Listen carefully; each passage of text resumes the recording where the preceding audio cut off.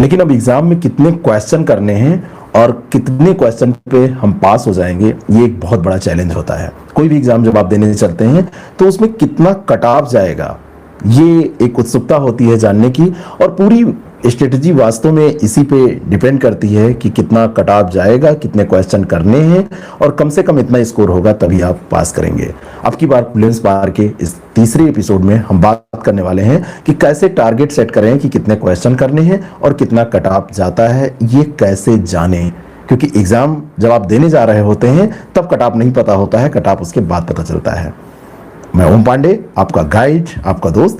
चलिए शुरू करते हैं अब की बार प्रीलिम्स बार का ये तीसरा एपिसोड। इसमें जो मुद्दे हैं तो मैंने आपको बताया। तो सबसे पहले हम ये देख लेते हैं कि किसी भी एग्जाम का कट ऑफ हम डिसाइड कैसे करते हैं कि कितना क्वेश्चन जाएगा या कितना अंक जाएगा कट ऑफ, तो हम कितने क्वेश्चन करके आए। और खास करके जब नेगेटिव मार्किंग होती है तो ये बात और ज्यादा इंपॉर्टेंट हो जाती है। चाहे आप यूपीएससी का एग्जाम दे रहे हो, चाहे यूपीपीएससी का एग्जाम दे रहे हो या किसी भी अन्य आयोग का, पिछले 4-5 सालों का, 3 सालों का आप कट ऑफ देखते हैं और उसी से अंदाजा लग जाता है कि कितना कट ऑफ जाएगा। यूपीएससी का कट ऑफ जो जाता है वो हर बार लगभग उसी के आसपास रहता है। यूपीपीएससी का जो कट ऑफ जाता है हर बार उसी के आसपास रहता है। लेकिन कभी कभी ऐसा होता है कि कट ऑफ में 4-5 अंक का अंतर आ जाता है, 4-5 प्रश्न का अंतर आ जाता है। जिस रूप में आप बात करें ऐसे अंतर आपको देखने को मिलता है। ऐसा क्यों होता है? क्योंकि हर बार के पेपर का स्तर एक नहीं हो सकता। आपको पता है कि जितने क्वेश्चन पूछे जाते हैं, अगर 150 क्वेश्चन जीएस में पूछे जा रहे हैं तो सारे 150 प्रश्न जो हैं वो एक स्तर के नहीं हो सकते। अगर 100 प्रश्न पूछे जा रहे हैं तो 100 प्रश्न एक स्तर के नहीं हो सकते, लेकिन सबका अंक तो समान होता है ना। तो हर बार कट ऑफ भी इसीलिए एग्जैक्ट ऐसा नहीं होता है कि 125 जाएगा या आप 90 क्वेश्चन कराएंगे उतना ही जाएगा, लेकिन अंदाजा इससे लगाया जा सकता है। तो सबसे पहला काम, रूल नंबर 1 ये है कि आप पिछले 3-4 सालों का कट ऑफ देखें, कम से कम 3 सालों का ट्रेंड देखें कि कितना जा रहा है, तो आपको एक ट्रेंड मिल जाएगा। फॉर एग्जांपल यूपीपीसीएस की अगर हम बात करें तो 2017, 18, 19, 20 का आपको देख लेना चाहिए।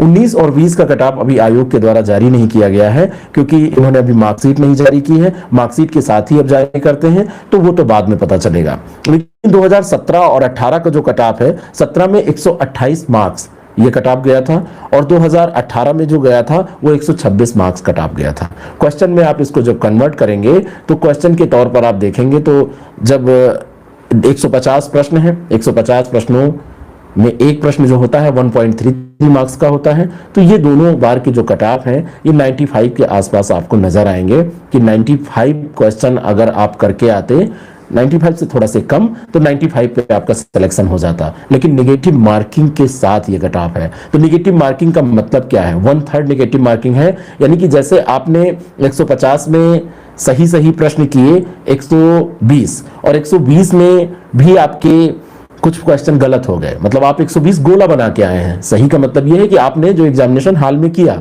120 में फिर आपके मान लीजिए कि 21 सवाल गलत हो गए, तो आपके बचे 99 प्रश्न और 99 में फिर 21 क्वेश्चन जो आपने गलत किया है उसका 1/3 नेगेटिव मार्किंग भी उसी 99 में अभी जुड़ी हुई है। तो 99 में से 1/3 का मतलब हुआ कि 21/3, 21/3 का मतलब हुआ 7, तो 99 में से 7 घट जाएगा, यानी कि आपको 92 क्वेश्चन का मार्क्स मिलेगा। और कट ऑफ गया पता चला 95, 93, 94, जितने भी क्वेश्चन गया तो आप बाहर हो गए। बात समझ में आई?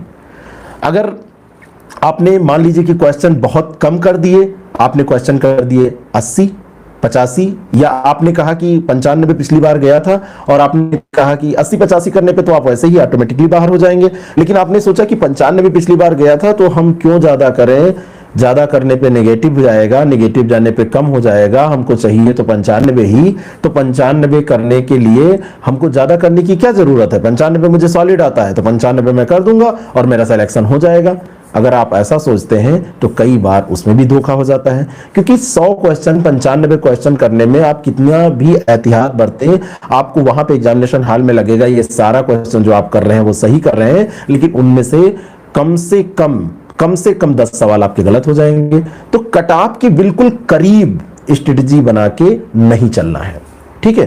तो पहला रूल यही है कि पिछले वर्ष के 2, 3, 4 साल के कट ऑफ आपको देखने हैं लेकिन दूसरा रूल यह कहता है कि आपको बिल्कुल एग्जैक्ट उसी के करीब बना के नहीं चलना है। अपना मार्जिन जो आपके करने का, स्कोर करने का स्तर है कि वहां तक करना है, लिमिट वहां तक नहीं रखनी है। क्यों नहीं रखनी है वो आपको समझ में आ गया। रूल नंबर 3, पेपर के नेचर पे डिपेंड करता है कि कट ऑफ क्या जाएगा, है ना। अगर पेपर सरल आ गया तो कट ऑफ जाहिर सी बात है 5-7 क्वेश्चन या 8-10 मार्क्स ऊपर बढ़ जाएगा।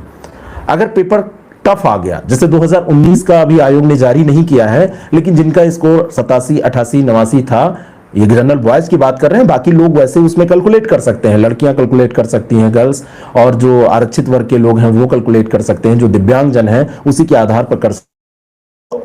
पिछली बार 19 का कट ऑफ अगर आप देखें तो वो 87-88 प्रश्नों पर लोगों का हो गया। 20 में आप देखें तो लगभग यही 90 के आसपास प्रश्नों पर हो गया। एक अंदाजा है जो लोगों का स्कोर है 150 में, यूपीपीसीएस की मैं खास करके यहां पर बात कर रहा हूं। तो अगर इतने पे हो गया और 2021 का आप एग्जाम देने जा रहे हैं तो आप इतना टारगेट लेके चलें कि कम से कम आपको, अगर वैसा ही पेपर आता है तो 100 से लगभग ऊपर 1-2 क्वेश्चन या उसके आसपास सही सही करके आना है। सही का मतलब मैंने बताया कि नेगेटिव मार्किंग निकाल के इतना करके आना है। बिल्कुल आप ऐसा नहीं कर सकते कि हम 90 के आसपास ही करके आएंगे और बिल्कुल हम सॉलिड करते हैं, जितना भी हम करते हैं वो बिल्कुल हमारा सही होता है। ऐसी जो बातें हैं, ऐसा यकीन करने का जो मामला है, ये आपको धोखा दे सकता है। ये रूल नंबर 3 हो गया कि बिल्कुल सटीक वहां पर आपको नहीं करना है। अब करना क्या है, कैसे आपको पेपर में स्कोर करने के लिए लिमिट रखनी है कि इतने तक क्वेश्चन आपको करने हैं या नहीं करने हैं। सेकंड पेपर तो क्वालिफाइंग होता है सीसैट का, लेकिन कई लोग उसमें लापरवाही करते हैं तो उनको दिक्कत होती है। तो सीसैट में तो सबसे पहले आप अपने को सिक्योर कर लीजिए कि आप उसमें बिल्कुल पास हो रहे हैं। जैसे सीसैट में 100 क्वेश्चन, 100 सवाल आते हैं, तो 100 सवाल में आपको 33 सही करने होते हैं। अब 33% मार्क्स लाने के लिए, यानी कि आपके 200 नंबर का वो 200 मार्क्स का पेपर होता है, तो उसमें आपको 66 मार्क्स चाहिए। तो बहुत सारे लोग वो 33-34 का ही टारगेट लेके चलते हैं, वो लोग ही धोखा खाते हैं। टारगेट आपका 50 होना चाहिए, 50 आप कर सकते हैं। हिंदी के आप 15-16 सवाल आसानी से कर सकते हैं, अंग्रेजी के 2-4-5 सवाल आप कर सकते हैं, और जो इंटरपर्सनल स्किल, कम्युनिकेशन स्किल जो आपसे पूछा जा रहा है, उसके पुराने पेपर देख लेंगे तो कम से कम 8-10 सवाल कर लेंगे, है ना। बाकी जो बचा मैथ, रीजनिंग, तो रीजनिंग वाले पोर्शन में किसी को कुछ भी नहीं आता होगा तब भी वो 5-7 सवाल कर ही लेगा। अगर मैथ रीजनिंग बिल्कुल उसकी इस स्थिति में है कि उसका जीरो और अंग्रेजी के ओ में अंतर नहीं पता है, तब भी वो कुछ सवाल तो कर ही लेगा। ऐसी कंडीशन में आपको कम से कम टारगेट, ये 50 मैंने जो जोड़ाया ये पूरा हो रहा है, तो टारगेट 50 से ऊपर रखना चाहिए। अगर आपको डर लग रहा है तो जरूर आपको 50 से ऊपर रखना चाहिए और 4-5 प्रश्न पत्र हल करके जाना चाहिए। प्रैक्टिस ही एक ऐसी चीज है जो आपको एग्जामिनेशन हॉल में कंफर्ट फील करा सकती है। और एग्जामिनेशन हॉल में अगर आपने कंफर्ट जोन खो दिया, कंफर्ट फील नहीं कर पाए, तो आप एग्जाम जानते जानते सारी चीजें, सब कुछ आपको आती रहेंगी और आप कई बार ऐसा लगेगा कि गड़बड़ हो गया, है ना। और आप कॉन्फिडेंस जैसे आप खोएंगे तो आप एग्जाम फेल होने की कगार पे आ जाएंगे। तो प्रैक्टिस, बहुत ज्यादा प्रैक्टिस आपको करनी है। तो टारगेट कैसे सेट करना है? चौथा रूल ये कहता है कि आपको पहले तो जो पासिंग वाला पेपर है उसको तो बिल्कुल श्योर कर लेना है, सिक्योर कर लेना है कि उसमें तो पास होना ही है। अब आते हैं पहले पेपर पे जहां पे मेरिट बनेगी। तो पहले पेपर पे आप जब बात करेंगे तो मैंने कहा बिल्कुल करीब का नहीं रखना है। रखना कितना है?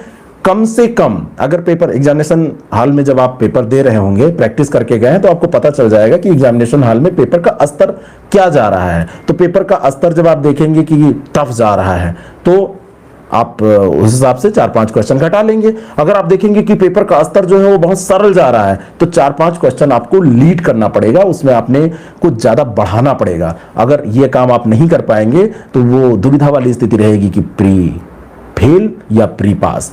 तो वहां पे आपको ये दिमाग में रखना है कि कैसे क्या करना है। लेकिन फिर भी यूपीपीसीएस का एग्जाम अगर आप दे रहे हैं तो आप 100+ सही करने की बिल्कुल पूरी स्ट्रेटजी अपनाइए और यही करने जाइए, तभी आप एग्जाम पास कर पाएंगे।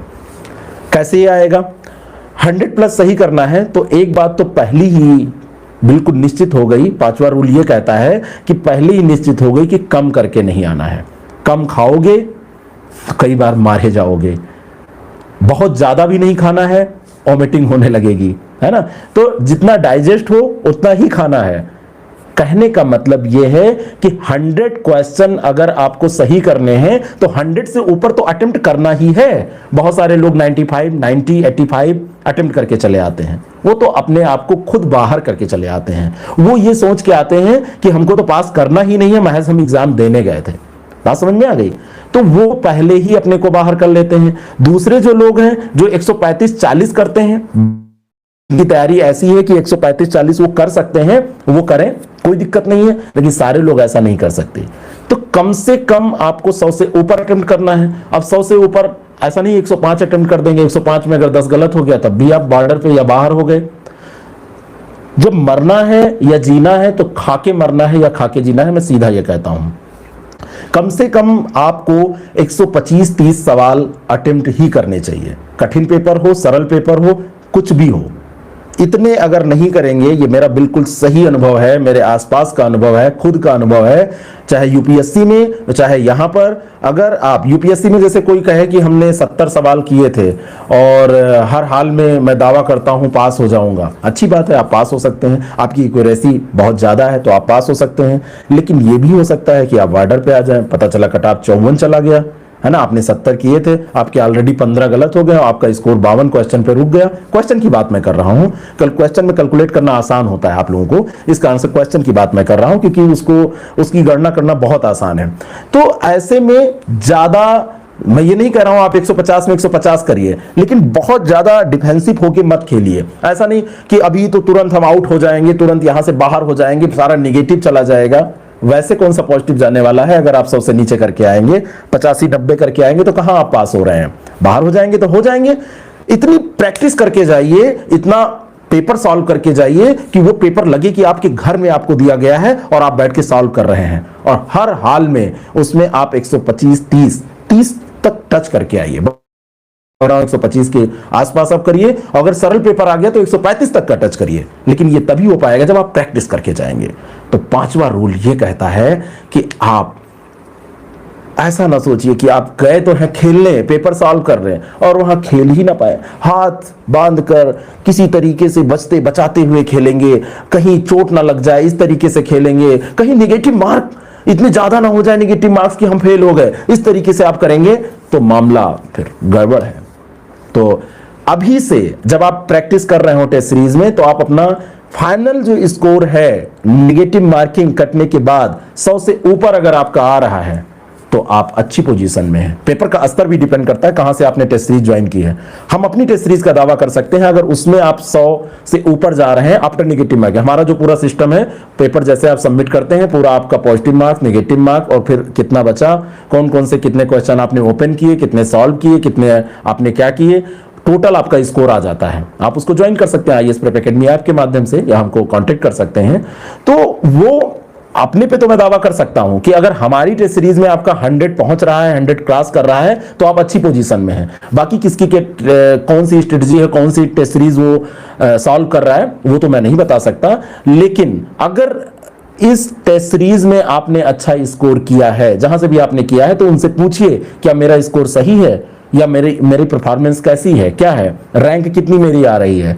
तो इस तरीके से अगर आप लगातार प्रैक्टिस करेंगे तो 5वां रूल ये कहता है कि आप अच्छा खेल पाएंगे। कहने का मतलब, जब मान लीजिए 130 आपने किया, 35 किया आपने, मैं 35 का उदाहरण ले रहा हूं, और उसमें से 25 सवाल आपके गलत हो गए, तो 110 बचे आपके सही, और जो 25 गलत हुए हैं उसका 8 मार्क्स और कट गया। ठीक है, तो 110 में से 8 कटा, 8 मार्क्स मतलब नहीं, 8 क्वेश्चन कट गया, तो 102 आपका स्कोर आ गया, आप पास हो रहे हैं। मैं कह रहा हूं उसमें 30 गलत हो गए आपके, 105 बचा, 105 बचा, तब 95 आपका आ रहा है। ठीक है, और अगर आप ऑलरेडी करके ही इतना आए हैं 105 और उनमें से 10 गलत हुए, 10 ही गलत हुए, तो आप 95 से नीचे चले गए। लेकिन इतना आसान नहीं है, ये मैंने बोल तो दिया, लेकिन मुझे भी पता है कि इतना आसान नहीं है 135 टच करना, 130 125 टच करना। 125-30 के बीच का स्कोर जो है वो आदर्श रहता है आपका। जो स्कोर का मतलब जो आप क्वेश्चन सॉल्व करते हैं एग्जामिनेशन हॉल में बैठ के, इतने क्वेश्चन का गोला बना के आप आते हैं, और गोला बनाते समय बहुत ईमानदारी के साथ, बहुत सावधानी के साथ बहुत विश्वास के साथ आप गोला बनाइए, और ये तभी हो पाएगा जब ईमानदारी के साथ आप घर पे भी ये सारे काम करेंगे, है ना। आप घर पे भी क्वेश्चन को ऑनलाइन ही सही कम से कम टिक करके जाएंगे, या OMR सीट लेके उस पर गोला बना के जाएंगे, रिवाइज करके जाएंगे, तभी ये हो पाएगा। तो अगले एपिसोड में मिलेंगे, बाकी बातें होंगी कि कैसे प्रीलिम्स के साथ मेंस की तैयारी करें, कैसे प्रीलिम्स के साथ मेंस को पढ़ते रहें, और आपका इंटरव्यू भी तैयार होता रहे। जब आप मेंस पढ़ते हैं तो इंटरव्यू तैयार ही होता रहता है। तो ये तीसरा एपिसोड है, बाकी 2 एपिसोड पढ़े हैं, उस पर आप लोगों ने प्यार दिया, तो उसके लिए मैं शुक्रगुजार हूं आपका। इस एपिसोड को भी आप लोग अपना प्यार दीजिए और लोगों तक पहुंचाइए। Thank you so much.